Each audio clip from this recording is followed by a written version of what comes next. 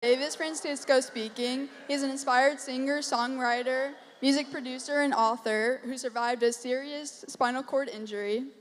His inspirational story was told on American Idol to 60 million plus viewers worldwide. And Davis is a full-time music producer and performer living in Los Angeles and came all the way here to share his story to explain how your choices can impact your everyday. So now I can introduce David Francisco. Hi, I'm looking for a family member of David Yes, Platolero. this is his mother. What do you know about your son's condition? I know that he was riding his bicycle, got hit by a car, hurt his arm badly, was taken to Vanderbilt Hospital in the emergency room, that he was conscious, but in a lot of pain. That's all I know. Actually, no, his left arm's not too bad at all. Oh, it's He actually, I'm sorry to be the one to tell you this, but he's got a pretty severe injury to his spine. a severe injury to his spine. Can I?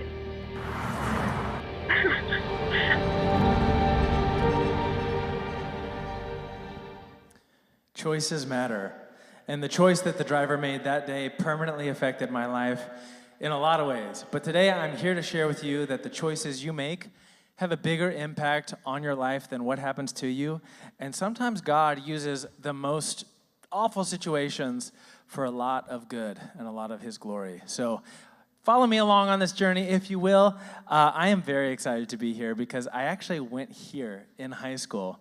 Graduated in 2010, a little bit ago. Y'all were probably like 2 years old. That's fine. But yeah, I'm from Knoxville, born and raised. I used to be very active. I would wakeboard and played soccer here. Won 2 state championships. Woo woo, Coach Day, let's go.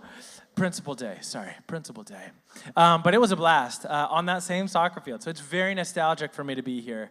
And I was a bit of a nerd, you know. I was in honors. I was in AP Chem with Miss Syard. Is she still here? Let's go, Miss Syard. She's the best. I got a B in the class, but a 5 on the test, if that tells you anything, on the AP, whatever. Anyways, I'm going to ramble because I love it here. But I decided to go to UT to study electrical engineering after high school. 4 years later, I graduated. This is not photoshopped. It's real. But I was torn because the whole time that I was, doing school and everything, I also played music. Actually, starting back in middle school, I played a little classical piano. There's me, looking like a CAK kid.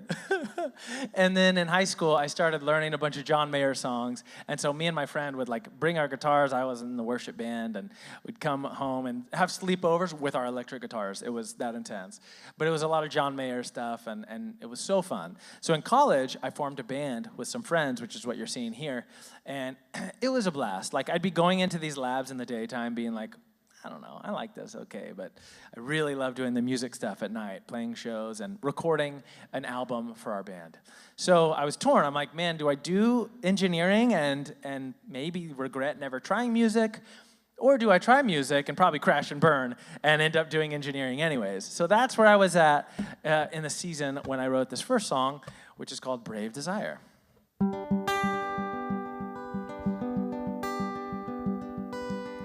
Leave the light, 'cause I can't take the dark of night.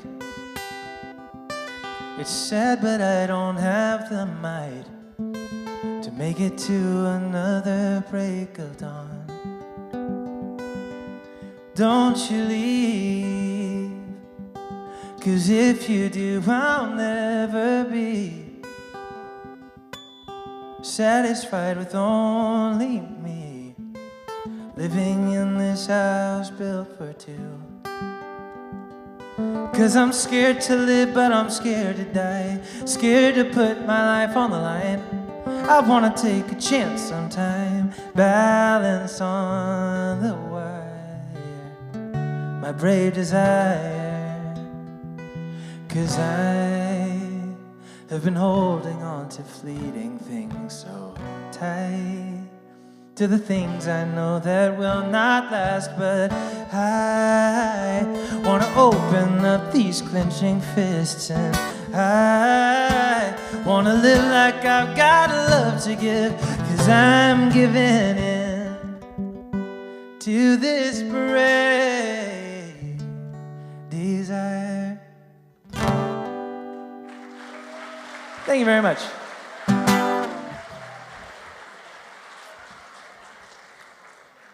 So remember where we're at: engineering and regret, music and homelessness.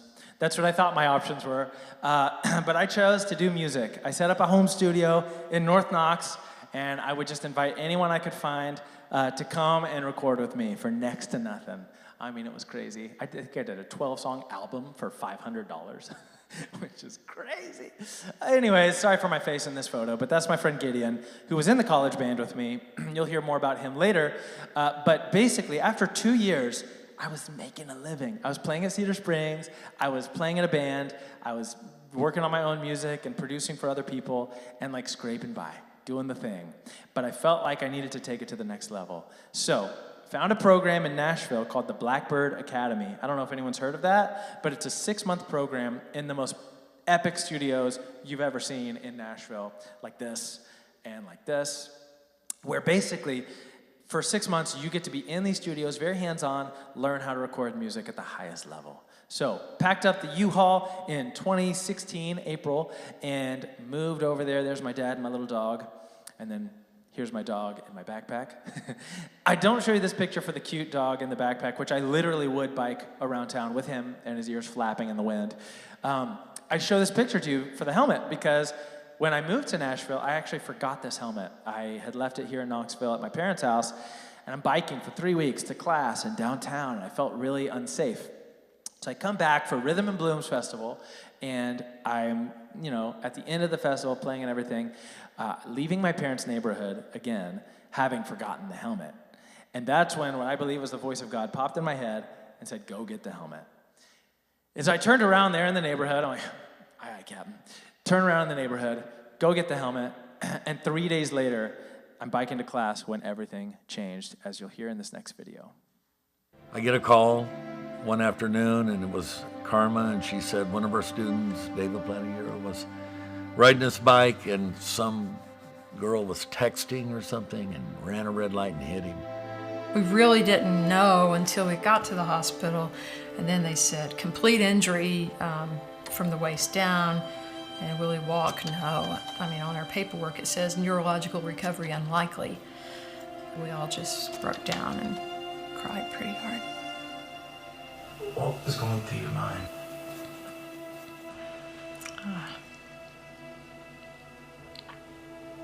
How are we going to get through this? I get a call one afternoon. We get a call again, and no, sorry. I had just taken that brave desire to go to Nashville to pursue the music thing, right? And all of a sudden, all of that's taken away in a moment. I woke up in the hospital with a neck brace and no idea what happened. But the first thing that I thought was, why are my legs off the bed? It's weird that they would have me in a bed and my legs would just be floating. Well, my parents had already driven 3 hours to get there, and they said, your legs are on the bed. I'm like, what do you mean? Well, I looked down, there's my legs on the bed, but I couldn't feel them. And then I tried to move them, and I couldn't move them. That was the first moment I knew something serious had happened. I had no idea what it was going to mean for my life at the time, but the way that it was described to me is that I'm the little green arrow here in the photo. There's an SUV beside me at the last intersection before my apartment in Nashville. So we start going across because the light turns green. Well, the SUV could see what I couldn't, which was a car that wasn't stopping at the red light. That ended up, basically, I was exposed at the last second. Couldn't see past the SUV, like I said, and I got T-boned at about 35 miles an hour. The car, my arm smashed into the windshield. The bike actually flew over the car. This is what it looks like now. The whole frame is bent. And remember the helmet that I wasn't wearing? That's what it looks like now. So I'm not your dad, but I would recommend wearing a helmet as you all are becoming adults because it saved my life that day. I would not be talking to you all right now had it not been for the helmet and many other crazy things. But despite the helmet, worst of all my injuries was my spine. As you can see, it's not in place, and it's supposed to be in place. Basically, that was cutting off the connection from my brain to the lower half of my body. It was the L1, basically a little above the waist level. and that's why I couldn't feel or move my legs. They said it was so bad, you'll never walk again, and it was devastating. I mean, they put 8 screws and 2 rods into my back, which are still there to this day. So I'm like bionic man over here. But I thought that I lost everything. I lost first of all, just my independence. I was, finally moving and doing my own thing. And now all of a sudden I was being taken care of 24/7 by nurses, which, shout out, nurses are amazing. Not only that, though, as I kept thinking, like, how am I going to actually go back to the audio school? I wanted to do this music thing, and I wanted to be a producer, and I didn't even know how I was going to navigate those tiny studios with all the stairs and ramps. Everything was an obstacle in a wheelchair. And finally, maybe worst of all, was how am I ever going to be in a relationship? I wanted to get married someday and have a family, but I didn't know how that was going to work, how I could ask someone to be with me in this new body and sacrifice so much. And that wasn't true, but that's how I felt. And really, in the early days, it was God showing up through people. I had over 100 visitors in the hospital, including the owner of the studio, John McBride, who's Martina McBride's husband, actually. He came and stayed there till my parents got there.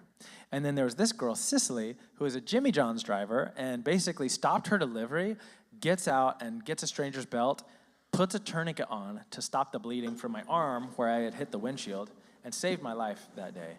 And if it hadn't been for her, I also would not be talking to you all today. But the craziest part is they still delivered the sandwiches. So, like, if that's not a Jimmy John's commercial, I don't know what is. Anyways, this is a guy named Mike Latanzi. So he and his wife came to visit because John, the first guy, owned the Blackbird Studio and spread the word to the audio community. Like, one of ours was injured, and so Mike felt he had to come because he had a spinal cord injury a lot like mine. And he wanted to come and encourage me. You can come to my studio anytime. We'll have a good time. And I'm in a wheelchair, and I'm making music. So that was super encouraging because, again, I didn't know what music was going to look like.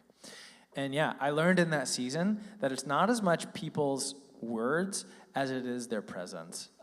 If you know someone who's going through something, the best thing you can do is show up for them and meet them where they're at, which is so hard because even now I find myself trying to paint a silver lining on situations for people, like, hey, you're going to be all right, but at least this, in a situation like a spinal cord injury, there's not much silver lining. Like, at least you got cool wheels now. No.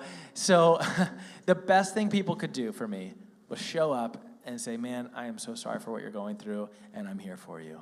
That was huge. So that's the season that I was in, just kind of grieving the loss of the life that I had, and also just being super thankful for the people that came to support me. And that's what this next song is about.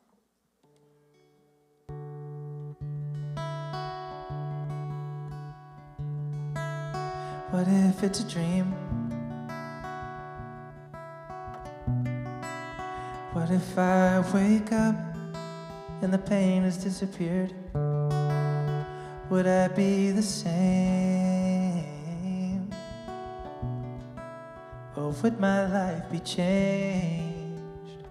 'Cause dreams are tempting to believe, convincing at the time they happen. Dreams don't change reality or the depths that I have seen, but I wish they would. 'Cause strength is a man who is broken. Hope is a friend in the night. Joy is the sun that follows the rain. Love is what keeps us alive. I said love is what keeps us alive. What if this is real? What if I wake up and my body never heals? Would I be okay? Or would I lose my strength? Days that never seem to end. This body is my prison and my sentence. I'm tired of trying to pretend this war that never ends isn't happening. The strength is a man who's broken. Hope is a friend in the night. Joy is the sun that follows the rain. Love is what keeps us alive.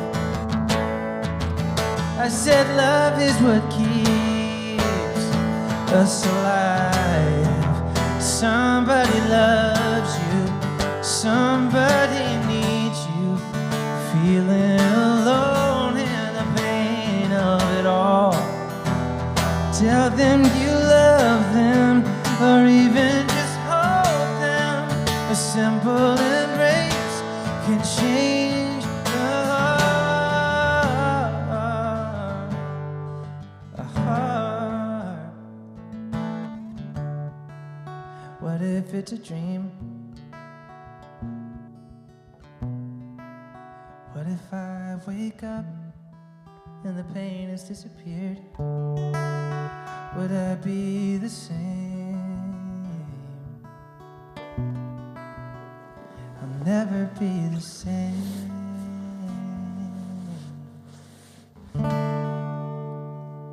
Thank you very much.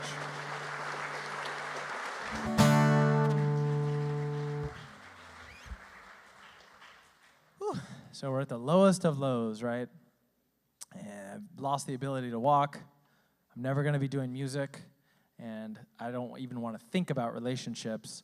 And even at the lowest of lows, I had two options. I could say, you know what, this terrible thing has happened, and that's ruined my life forever, and be a victim of my circumstances. And that was justified in a lot of ways, right? I mean, I was the victim of a car crash. So, like I said, very justified. To be angry, to be sad, to be depressed. And I was honestly depressed for a while after the crash. But even in that situation, I had another choice. And the other choice was to acknowledge, yeah, this is terrible. It's unfair. It's not right. And I'm going to try to see what God can do in this situation. And I'm going to try to make the most of these circumstances. And that's what I did. For the next 8 months, I went to a place in Atlanta, Georgia called the Shepherd Center, a special hospital for brain and spinal cord injuries. And so I went there, and I basically got really good at living in a wheelchair. And let me tell you, I could do a mean wheelie, like 100-yard ramp vibes. Anyways, I not only got good at the wheelchair and was living fully independent, also with hand controls for a car, which is super cool. It's like a video game. But I also started seeing some movement come back in my legs. So this next video is a series of clips from the season of healing in Atlanta, Georgia.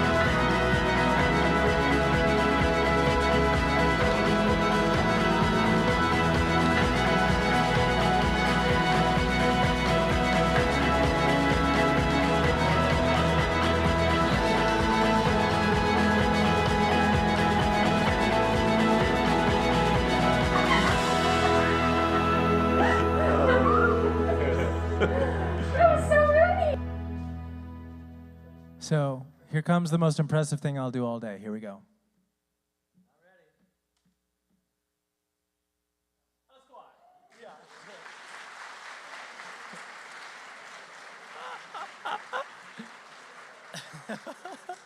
I love doing that because it's so weak sauce. But for me, the thought of doing that when I first was injured, it's like you have to have calf muscles. You got to have quads. You got to have glutes. You got to have hip flexors. Like all kinds of, I feel like I got a minor in kinesiology. Anyways, it's very, very crazy to even imagine that I'm doing that today. And by no means, I'm also doing that to show that, like, by no means am I fully healed. I can walk around, which is a beautiful blessing, but I am not fully healed. And God has still used it in amazing ways. So that was my season of healing. And again, I show you that video to say you can always choose how you respond. No matter what happens to you, you can say, I am going to try to make something of this situation. And like I said, God can do amazing things when we allow him to work through tragedy. I also read a book in that season called Man's Search for Meaning by a guy named Viktor Frankl. Amazing book, and I would highly recommend reading it. Basically, he survived the Holocaust and wrote this book about his experience in concentration camps and all the suffering and all the loss. So super lighthearted, easy read. I'm kidding. No, it's intense. But one of my favorite quotes from this book is, "Suffering ceases to be suffering at the moment it finds a meaning." And I read this book and I'm thinking, okay, if this guy can survive the Holocaust and write that about his experience in concentration camps, then I have no excuse but to find a meaning in my own suffering. And so that's what I did. First of all, finding meaning in therapy, going in every day. And you can imagine I was very motivated when, like, my foot started twitching and then my other foot could move. Like, if it moves, let's put a weight on it and see what happens. So I was very motivated to work out. I also got invited back to the audio school. So remember, this whole thing started when I was going to the audio school in Nashville. I got invited to go back on a full ride whenever I was ready. They even offered to build wheelchair ramps for me, which was very kind. Go Blackbird. Big fan. But the craziest thing is, in this season, I'm like going back to Blackbird. I'm kind of walking with a walker again. And the last thing I expected to find was love. And to tell you this story, I got to go back a couple months before the crash. Basically, I'm playing a show at the Bijou, Let's Go, and my friend Gideon brought this girl who was from out of town. She was in town for a wedding. 3 of us get dinner. I was being goofy, not trying to make any moves because she's from California. Like, when am I ever gonna go to California? Whatever. Anyways, Gideon gives her one of my CDs as she flies back to California. And what I didn't know is she was going through a really bad breakup at the time. So she'd listened to this CD all about heartbreak and sadness in the car as a way of healing from this relationship. And her mom even told her, like, you need to find a guy that talks like this guy sings. And anyways, long story short, 2 months later, I get hit by the car and paralyzed. And she finds out from Gideon, and she's devastated. This guy she met one time, but again, she'd been listening to the music. So she's she's so impacted that she wants to write me handwritten letters in the hospital, which are some of the most encouraging ones that I got. And I was like, wait, oh my gosh, that girl I met one time, wow. And I even told my parents, like, she gets me somehow through her writing. So it was amazing. Well, fast forward 4 months, and I got invited to a music award show in California, of all places, called the Pensado Awards. There's my dad getting hyped for me. Let's go. But as I hop off the plane at LAX, I remember, that is so iconic, actually. I remember, wait, that girl who wrote me the letters, she lives in California, right? And so I slide into the DMs because I didn't even have her number. Here's the message. You know, what else are you going to do? Slide into the DMs. This is on Facebook Messenger, by the way, to date myself. Anyways, turns out she was in Guatemala, and I was like, oh, boy. I also don't say yo, but I started with yo, so that's a weak sauce. I'm seeing this. I think that means airball, probably. Anyways, it turns out that she was getting back in town. She was getting back in town the morning that I was leaving. So we ended up getting coffee, and she floats in this yellow sundress. Meanwhile, I'm wheeling out to her like, what's started? Sorry, I'm not a Cali bro, or maybe I am. Who knows?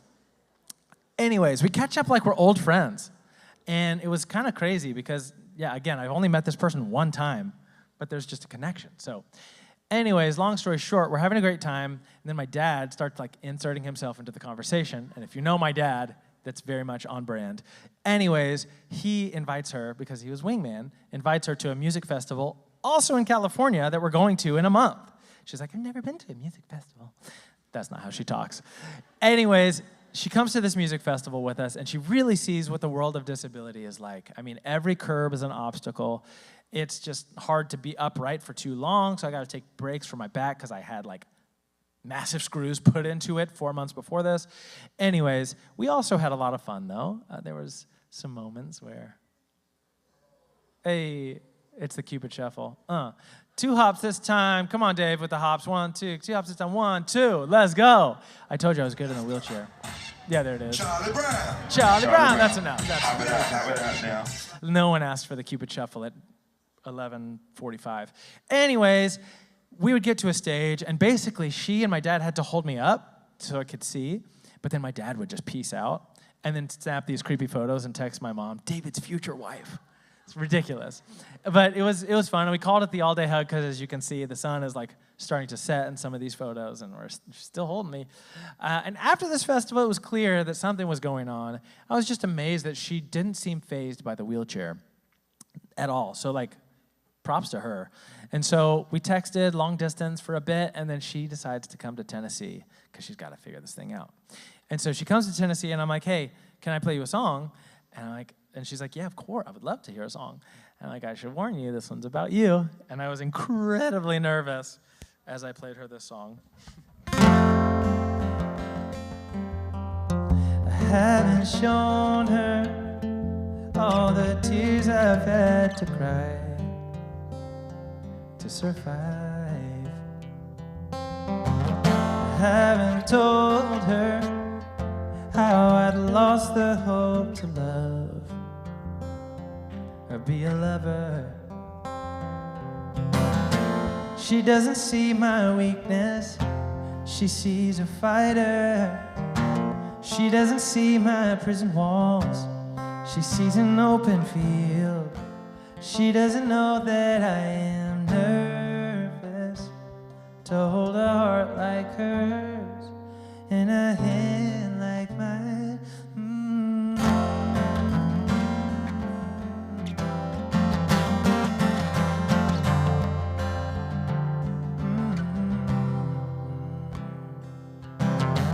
It's so contagious, the way she dances to my songs and sings along. It's understated, the way she holds me. I am tall and strong. She doesn't see my weakness, but she sees a fighter. She doesn't see my prison walls, she sees an open field. She doesn't know that I am nervous,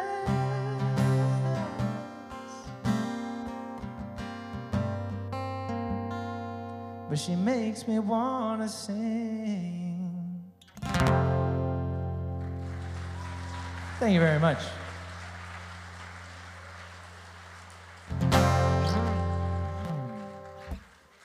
I thought it was pretty good. So she's like, man, that was so kind of you. Thank you so much. Unfortunately, I'm not ready to commit to anything right now. But we stayed friends. I'm kidding. We ended up dating and we got married. Let's go. I got you. Y'all are a riot, as they say in Southern Tennessee. Sorry. I have a lot of accents if you haven't figured that out already.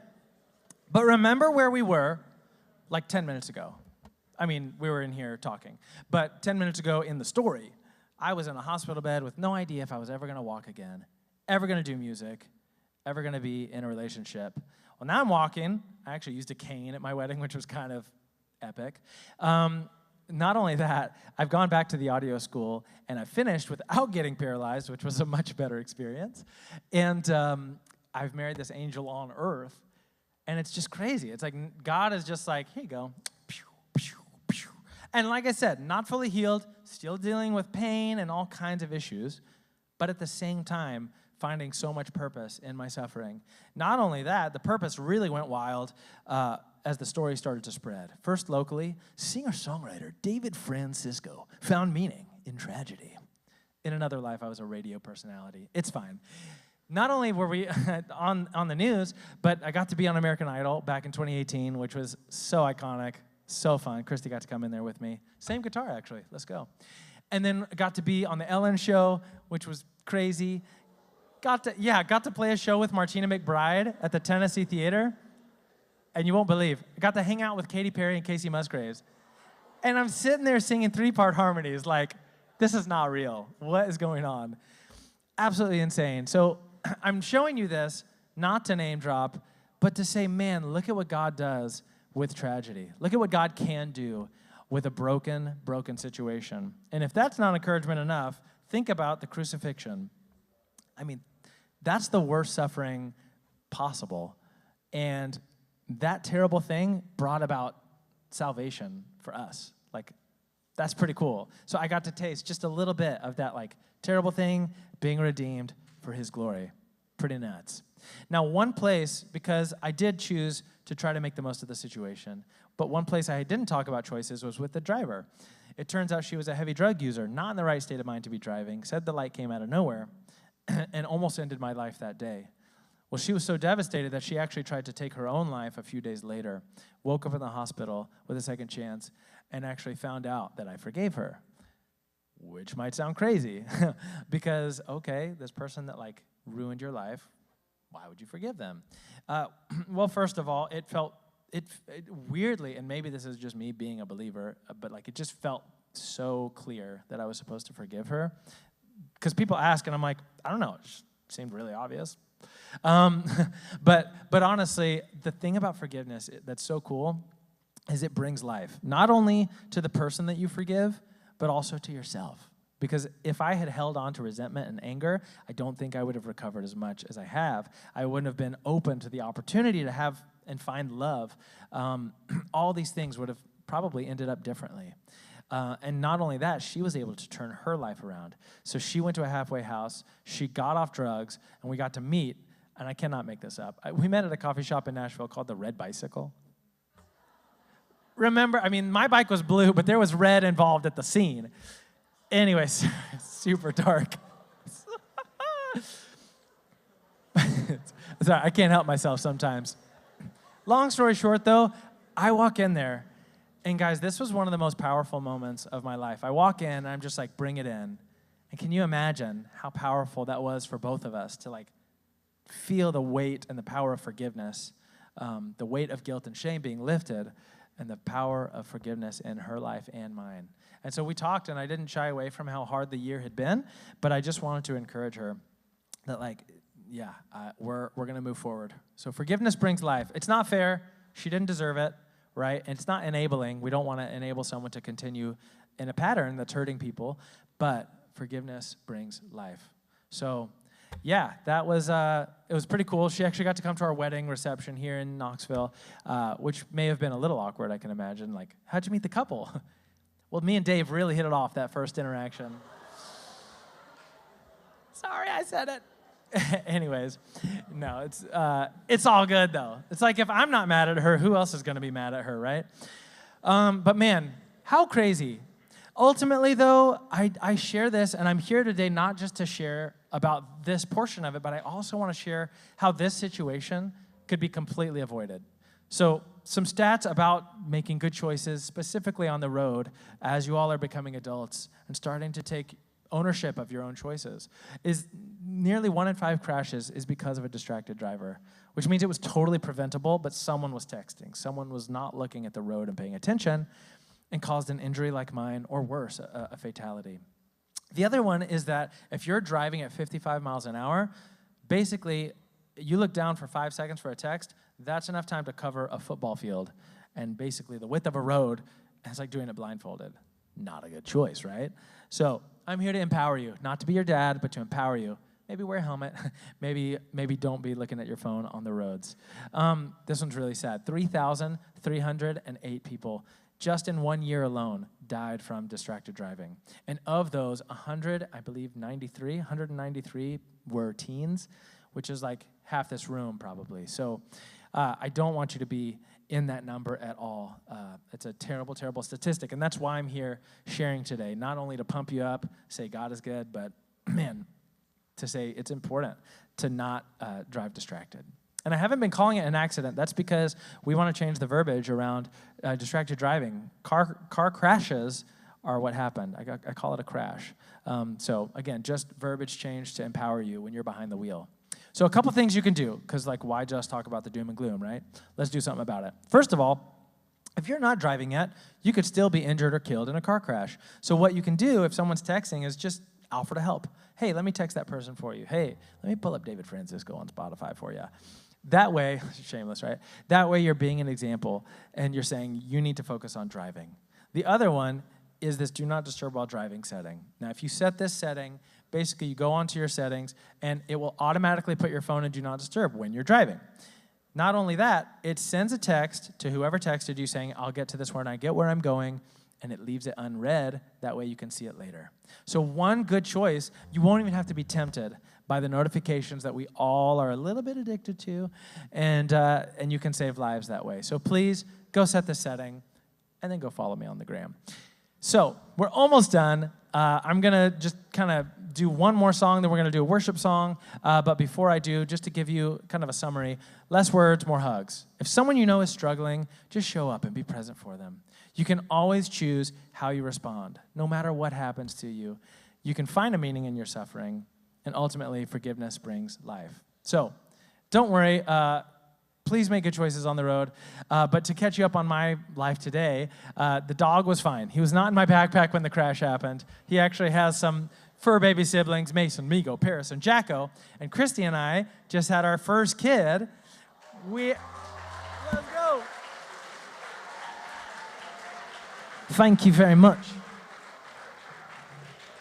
We actually have a little girl on the way, too. So we're pretty pumped.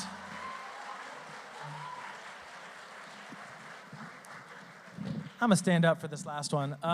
But yeah, when I'm not doing this, speaking to my alma mater, I am in California in my studio there, producing music for some incredible artists. It's such an honor and a privilege to have a space like that. I mean, I was in bedrooms for like 10 years. I'm an old man.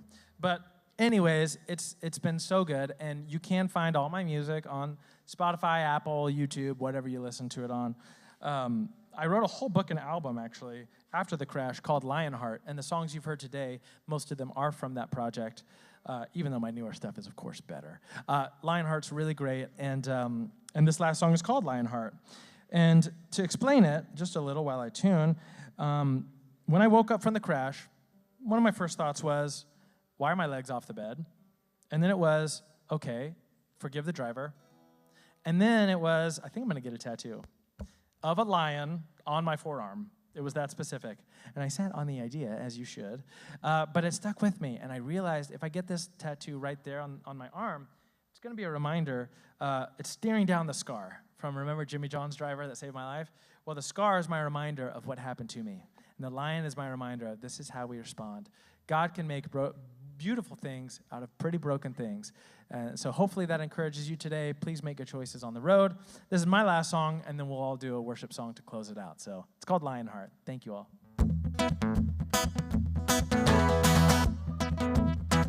Woo! I have the heart of a lion. There's a spirit inside of my bones that makes me alive. I have a fighting desire. When the darkness is closing in, I'll be the light.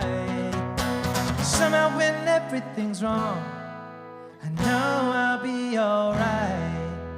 Just when my faith is gone, hope will arise. Somehow when I can move on, I'll find the strength to survive. I have a lion heart. Here we go. may seem weak to the world. I may never be fast or strong as I wanna be,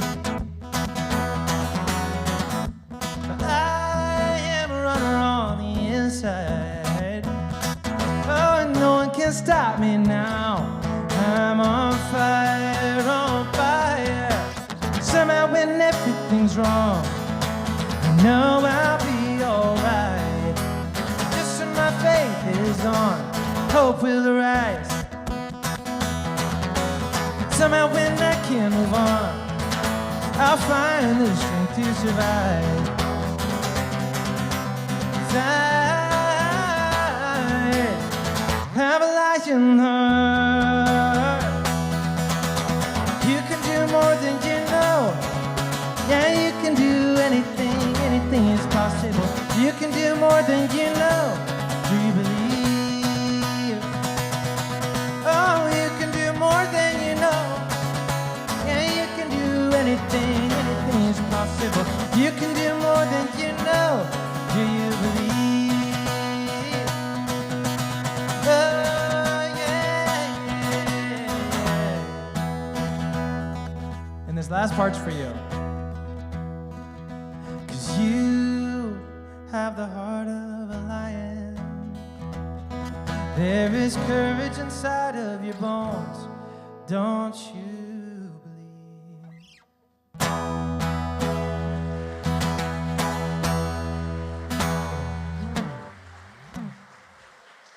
Thank you very much.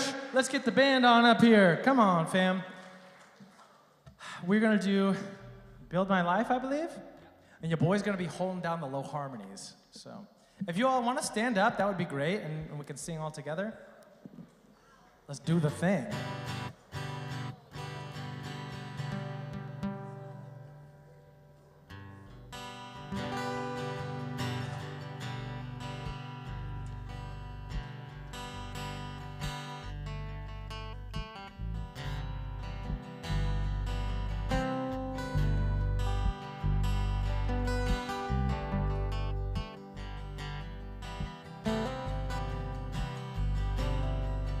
Worthy of every song we could ever sing,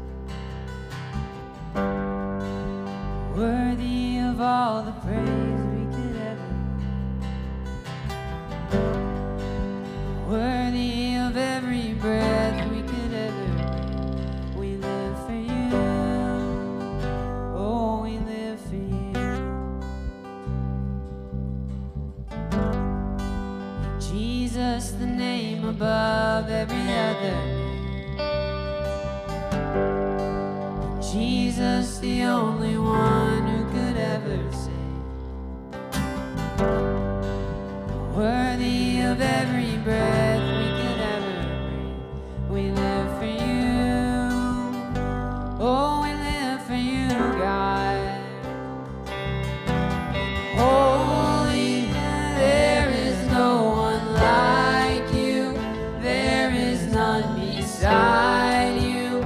Open up my eyes in wonder. Show me who you are and fill me with your heart and lead me in your love to those around me.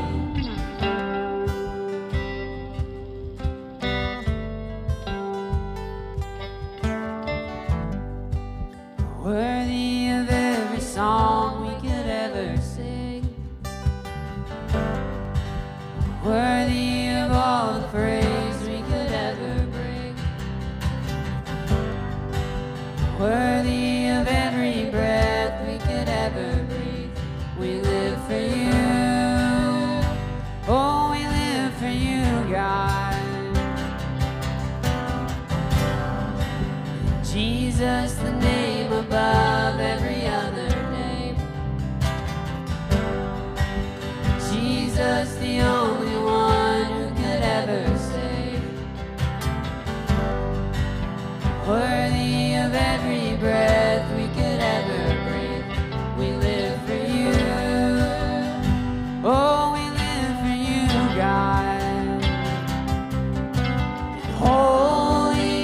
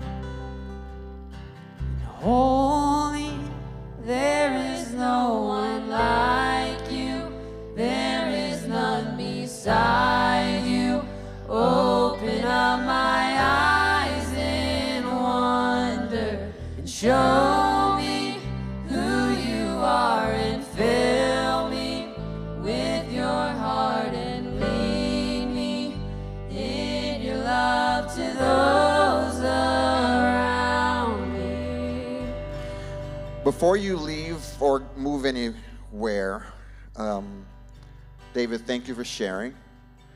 There's something powerful in a story.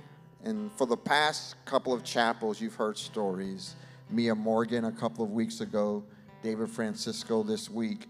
And you can get tempted to define yourself by what happens to you. But if you find your definition in Christ and your identity in Him, then despite what happens to you, you can use that to catapult you toward what God wants to do in you.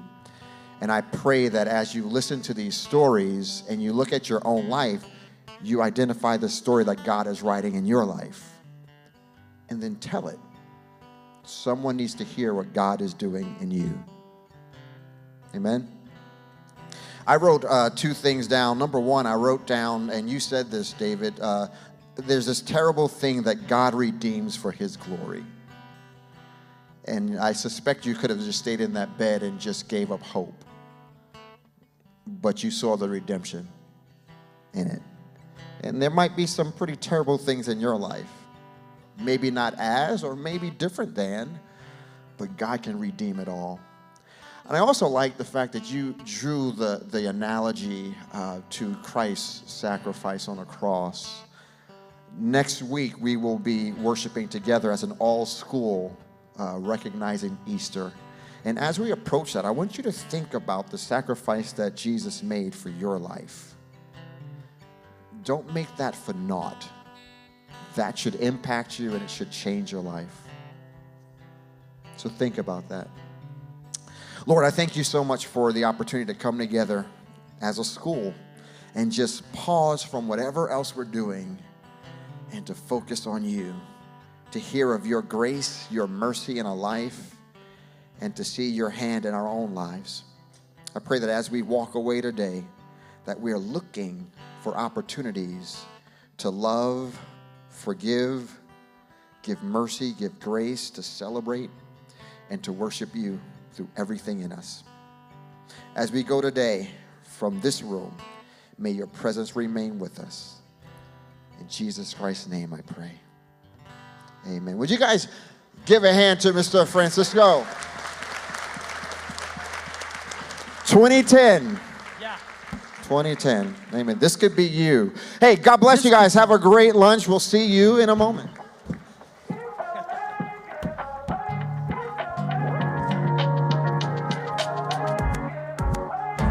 I don't got no time just to sit